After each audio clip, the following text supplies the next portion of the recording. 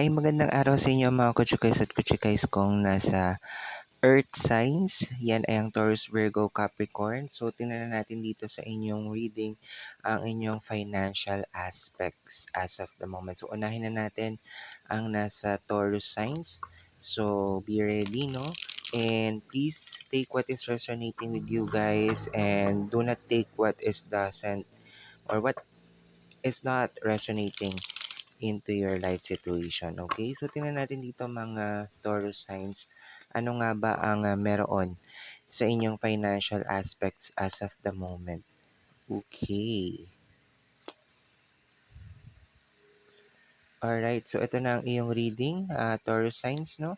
You have here strength, 4 of Wands at 8 of Wands. So, sa nakikita ko rito, maraming mga bagay na ikaw ay dapat paglaanan ng panahon at oras regarding sa pag-spend mo ng pera, no? So nakikita ko rin kasi dito Taurus marami kang okasyon na ina-attend as of the moment or maaring sa company man yan, sa family occasion or any kind of occasion at the same time. So kailangan mo palakasin ng loob mo regarding sa situations Taurus, no?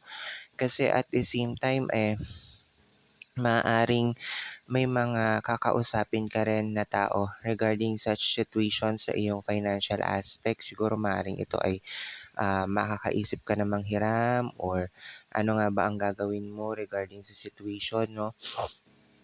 So, ang ano lang dito, makipag-usap ka ng maayos sa mga taong hihiraman mo ng pera kung sakasakali man Taurus signs, no? Kasi may mga bagay din na ang nangyayari dito, nako-confuse ka sa ibang sitwasyon tulad ng kumbaga na anong tawag dito? Nako-confuse ka kasi nga hindi mo alam kung saan mo ilalaan yung kinikita, no? Kumbaga doon ka na isa yun sa mga pinagkakalituhan mo kaya nahihirapan ka at times. So, ang magandang gawin dito Taurus signs ay mas earlier mag-impok na, no? Para sa inyong kinabukasan o sa mga bagay na paglalaanan ninyo ng inyong pera.